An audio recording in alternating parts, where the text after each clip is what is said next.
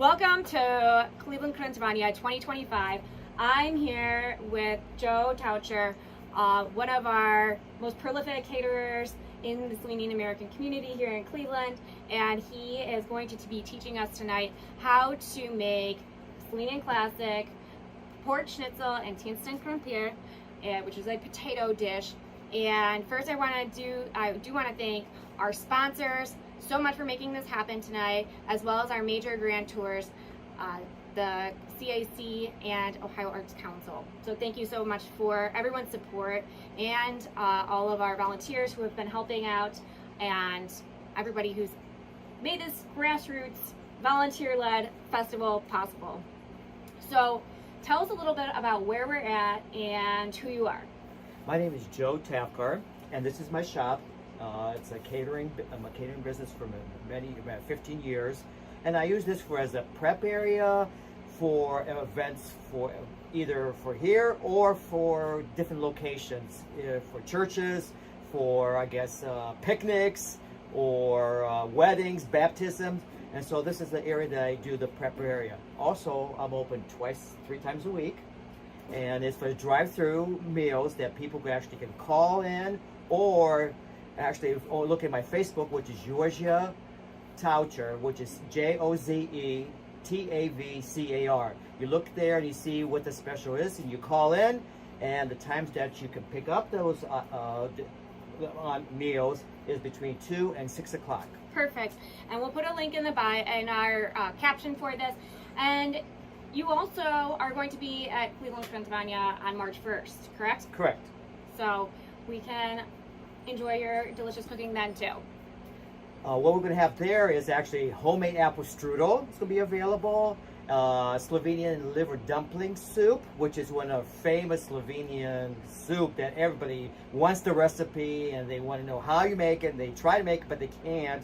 So they are able to get there. And also sarma, which is a cabbage roast that's also very delicate. That's sells like it's like a hot cake, you know. Perfect. All right, so let's go ahead and get started for tonight. Guide us through kind of what we're going to be doing first. First, what we'll be doing is the tenstan Krompir, which is a home fries, which you can probably use any type of potato that you have available. It could be a rusted potatoes or Idaho potatoes.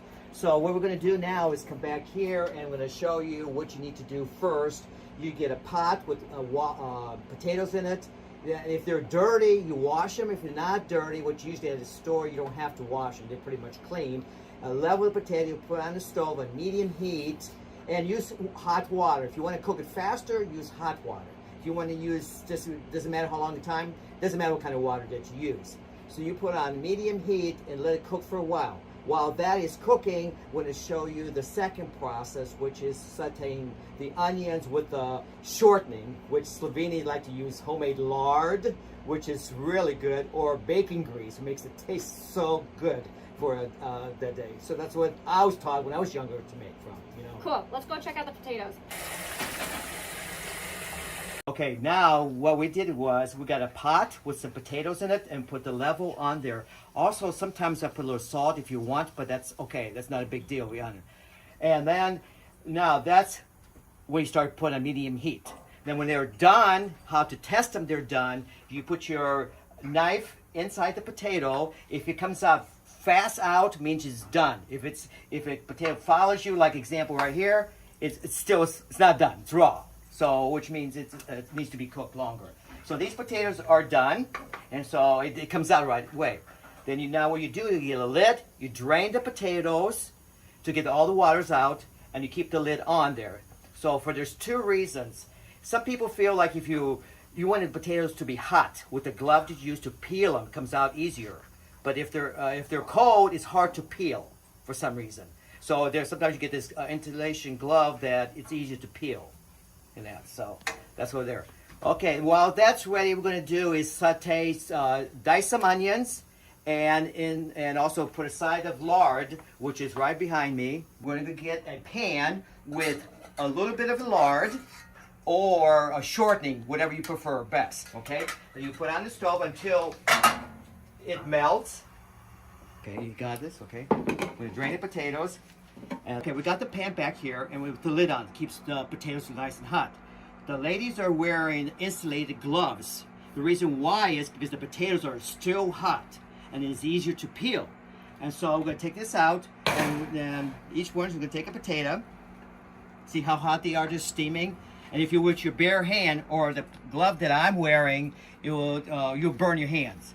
So they're peeling the potatoes. So see, the skin comes out right easy when they're hot like that. And also, there's another method. You can use cold running water. That helps. Another way to do it. You just put the potato underneath cold running water, and it takes that peeling off too. But I think they waste a lot of potato that way because it goes into the pores of the potatoes. So, this is how you peel potatoes, especially when you're doing like 100 pounds of potatoes. It's amazing. But after a while, you get a little bit faster at it, you know. And it's I've done a lot of potatoes, a lot of potatoes. And then after we peel the potatoes, we're going to slice them, which I have like a cutting board here, and I will show you how to slice the potatoes. After we peel the potatoes, sometimes the potatoes might have a little bit odd in end, so I kind of take those part out and put it on the side there. Now, what I do is I just slice it. There's different methods. This one I do, usually I'm a kind of a faster slicer than some at home are. So what I do is I just slice it.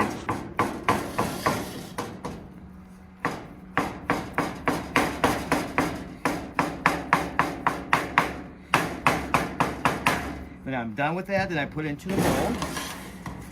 But this kind of slices you need. Sometimes people wait till a little bit later on when they're a little bit cooler. It's a lot easier to slice. My hand's a little bit on the warm side, but I can handle that. And some can't. Some probably have to wait a little bit when they're a little bit cooler.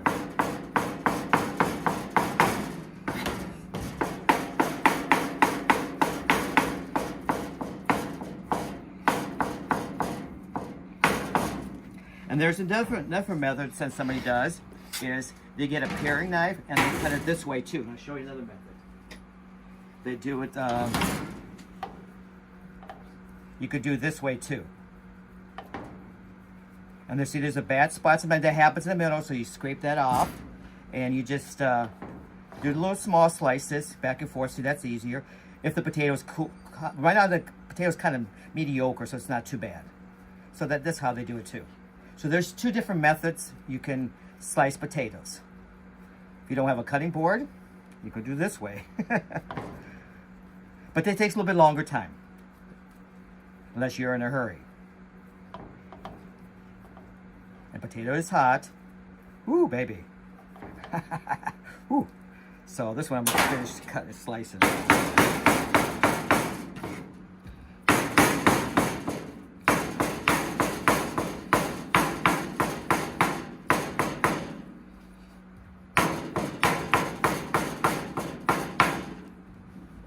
And that's how the potatoes are, right there. They're nice and hot. Okay, that's done. Okay, while that's sauteing and get it its proper color, there's a baking procedure, which I use this pan, which you would get the potatoes, the lard and onions, and the salt, and you mix it up real good. Then after that, before you do that, you're supposed to spray it so it doesn't get sticky. So then you put all that together, you put aluminum foil on it, you put it in a 350 oven, and you bake it for about maybe 45 minutes. But every 20 minutes you go around and you stir the potatoes with the onions and the salt and that stuff. If you want to add more salt, you can add to it a little bit later on if you want to. And that should be perfect too if you have a larger group of people. So right now you want to try to do is make the potatoes nice and crispy brown. Versus right now you can see the onions that are brown. So you have to keep on stirring it until it gets a nice brown color down below. It's starting to get a little bit, you see the brownness a little bit. That's what you call good home fries, tenstan Krompir. Okay, now I'm going to give Nicole a little taste, see what she thinks about maybe it needs a little bit more salt or a little bit more lard and onions.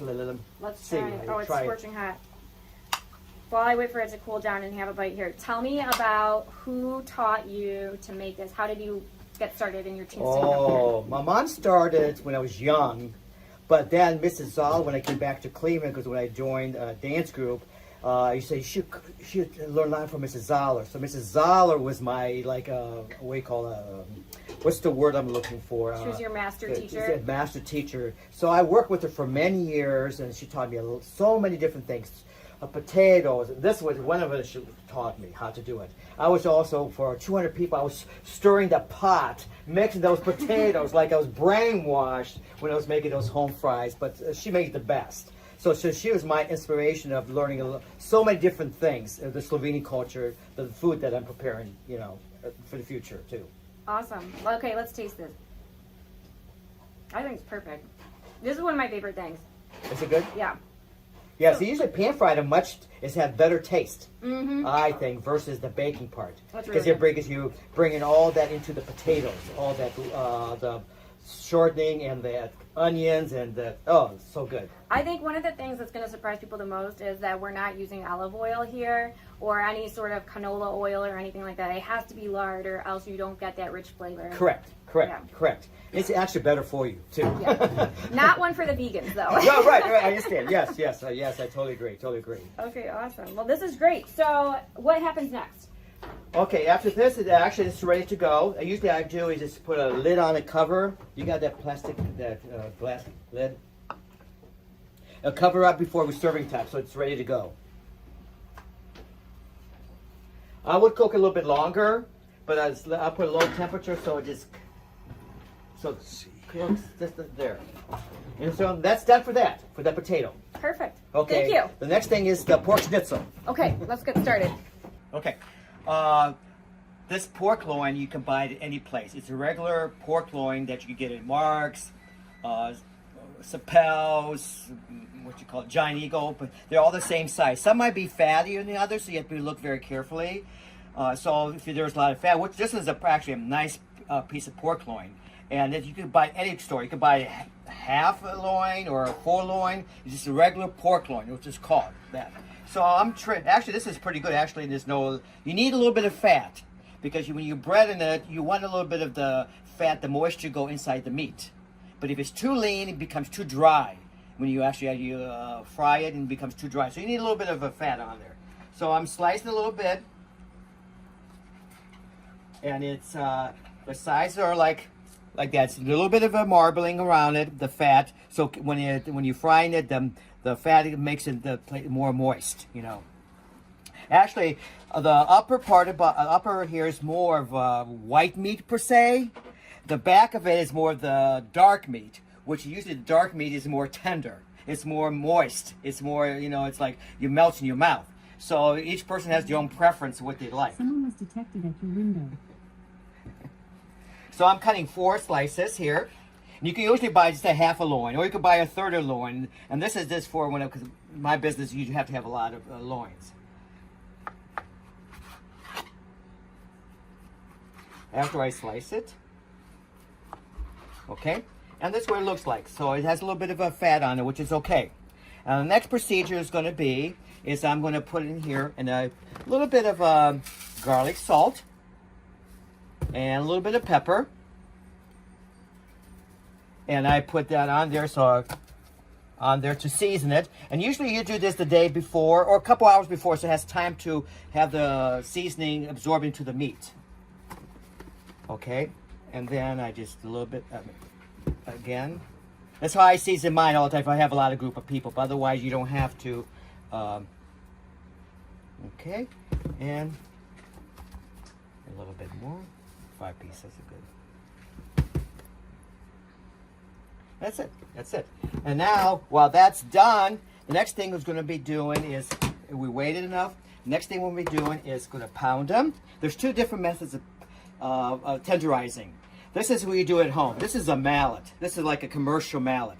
Usually you buy a smaller mallet at a grocery store, Mark's, whatever you can find it. And so what you do is you want to pound on both sides.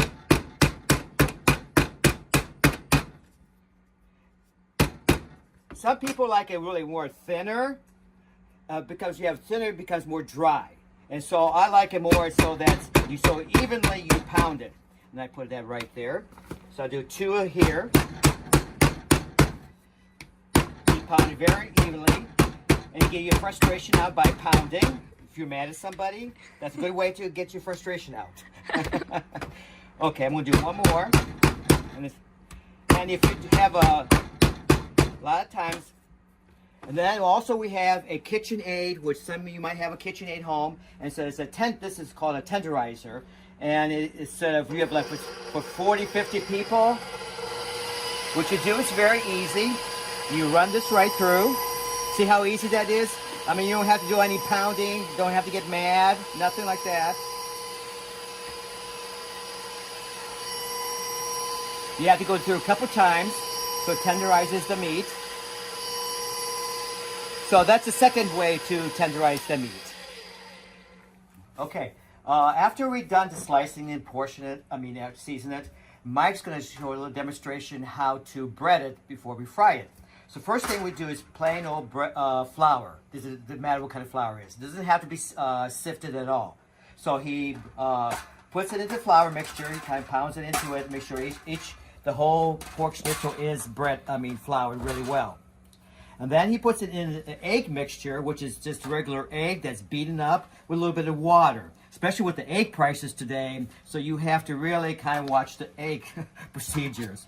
So after he makes sure that all the flour is diluted with that, then he puts in a strainer so that some of the egg mixture, the eggs is drained down in this pan. He's going to keep on doing that for a little bit, and then we're going to see what the next procedure is going to be. Now, then he does is put into the breadcrumbs, and there's different kinds of breadcrumbs. I use the lighter, plain breadcrumbs that you can buy any type of grocery stores. Or you can use the seasoned, depends on how seasoned you want your pork schnitzel to be, or plain. You can buy at any grocery store. You can buy this breadcrumbs. There's one particular ones I get at Gordon Foods, and it's pretty expensive, but the end result is a very light color and looks very appealing, and I like it. So I keep on using that type of breadcrumbs, and that's. See how wonderful that looks? So Mike's doing the whole procedure, so we're doing 5 pieces. Then after we get bread, then we eventually go to the frying procedures. And then also, another thing I forgot, I'm sorry, I apologize. What we do now, after he puts them in here, we put the parchment paper between the layers after he gets done, okay? So that helps it from the breadcrumbs sticking from the other one. So it's easier to, when you fry, you take the pork schnitzel and put it in the fryer pans. So that's why I do it too, so. This is the last piece. Okay, next thing will be frying. So there's 2 different methods. There's one on a pan frying, and there's a commercial frying. And the temperature for here has to be, the oil will have to be so you can cover the pork schnitzel. So this has to be at least 350 degrees, and it's 365. So that's a little bit too high, so I'm going to turn it down a little bit. Because if it's too high, what happens is it burns out the frying part and raw in the center. But if it's too low, it's like the 200 some degrees, the grease goes into the meat and doesn't look very attractive at all. So 350 does both, the proper temperature of the crispies of the breading, and it cooks inside it's there. So right now it's 365. I think that should be okay. And so what we're going to do is I'm going to put 2 of these in here. And you just want to cover the pan there. And so this is the proper temperature, around 350. While that's frying a little bit, there's a second method we're going to do, is we're going to go to the commercial fryer, and which regulates the temperature, whatever you put the temperature on, 350. And so what we're going to do is I'm going to put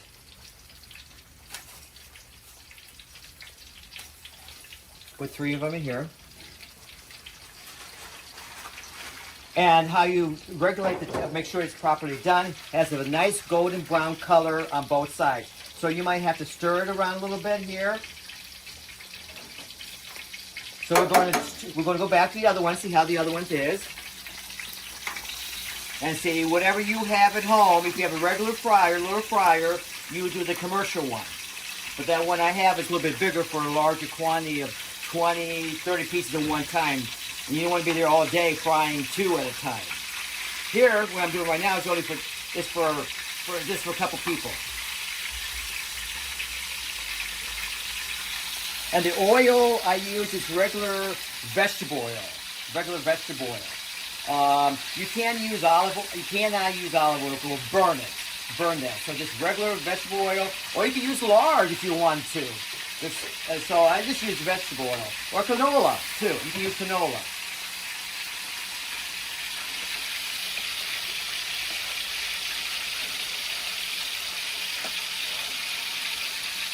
So we have another about 3-4 minutes. It usually takes about 8 minutes to fry both. But you don't want it too much because you don't want the pork to dry out. So here you have to watch because the temperature gets hotter and it cooks faster because you can regulate the temperature versus the fryer that regulates that temperature 350.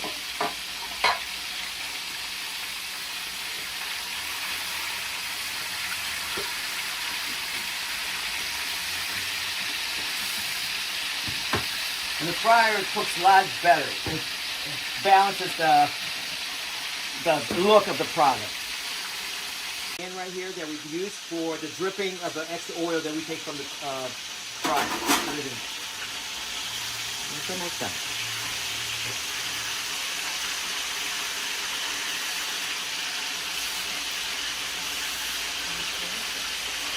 A couple more minutes.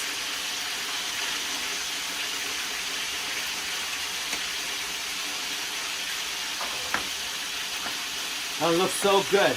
When it gets done and it drains a little bit, you put on the plate. That's the best pork schnitzel you ever have. Because the longer you wait and you cook it longer, it becomes more tough. So the best time is when you're frying it and eating it right away. That's the best. Because it's nice and hot and still tender.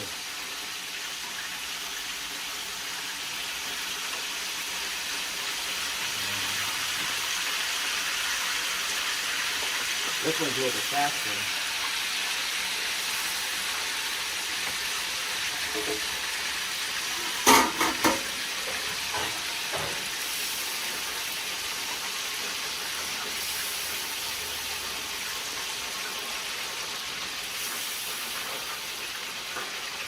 So that's what from the commercial fryer it looks like, the product.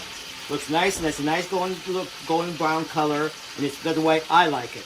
Some people like it a little bit darker, but if you cook it, fry it longer, it becomes more drier. You know, you want to cut it in and just with a fork and cut it and just melt in your mouth. And this one should probably be done too. Yeah, it's done. Okay, and that should be drained for a little bit. And now we'll wait a little bit and it should be done. Then next thing that goes with this is lemon slices. You put a little bit of lemon on it, it kind of enhances the flavor of the pork schnitzel. So next thing we'll be doing is slicing some lemons, and then we put everything together, the tenstan Krompir, home fries, and the pork schnitzel, and a glass of wine.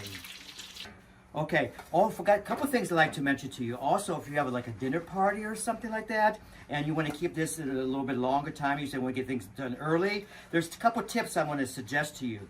First of all, if you want to keep it in the oven for 4 or 5 hours, I would probably put it at a temperature like 140, 150 degrees Fahrenheit, and uncover. Just leave it there. Don't overcook it. Just keep it warm there. Also, if you're, oh my gosh, I'm going to make it and take it to the location and see how to keep it crispy and keep it like fresh as possible, I would get a pan like this, aluminum foil, so that you would have some air coming in there, so you don't want the moisture to make this thing soggy. So that's how you would transfer and just put it into a we call it kind of bags. I forget what we call those bags. Insulated bag that you just want to keep it open a little bit so that the moisture don't get there. That's how you transfer there. Okay. Now we'll put everything together before the guests arrive. Well, actually the guests are there already, so we want to have a nice presentation. So what I do is I put the pork. There's lemon slices that we did, and then we put the pork schnitzel in place with a little garnish of parsley and lemon. And the lemons, people could take a guess. And look how wonderful this looks. Oh, wow. the next party that you have at home, you can probably serve these wonderful things. And then the home fries, the Slovenians have all time. They love it. Look, the crispiness, the taste is really good. Even smells, oh wow. See, that's how it should look like. Okay.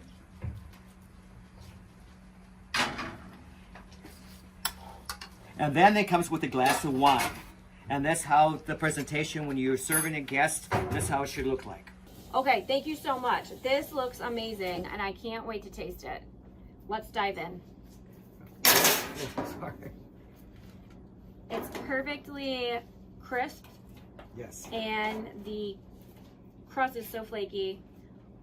It's cooked all the way through, and it smells amazing. Perfect. And you have some home fries. And Awesome. All right, take a bite here. Oops, this is a big bite.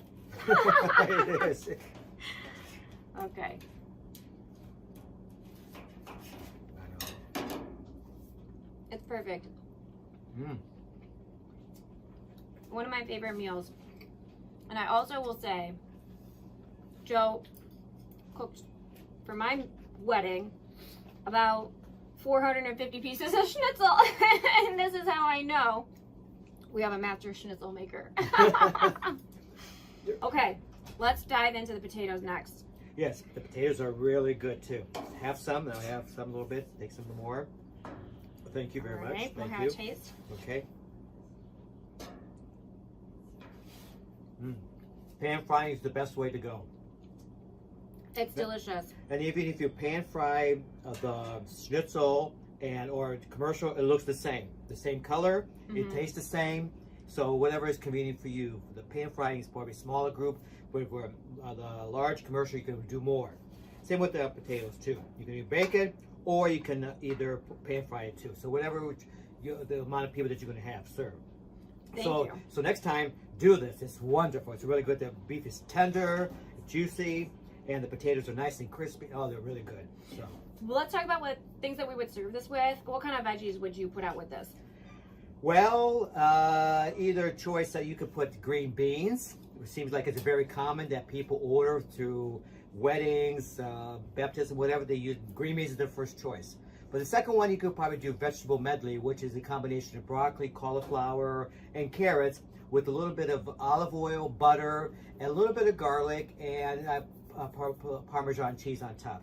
That's what I would suggest for this side dish. Wonderful. Okay, now tell us a little bit about how people can eat your delicious food. Well, there's two different methods. Either there's a catering, you can call my catering number, which is 216-402-6082, which you can, I can send you the menu. You can order anything that's on the menu. You have to be at least 25 or above to order if you want to.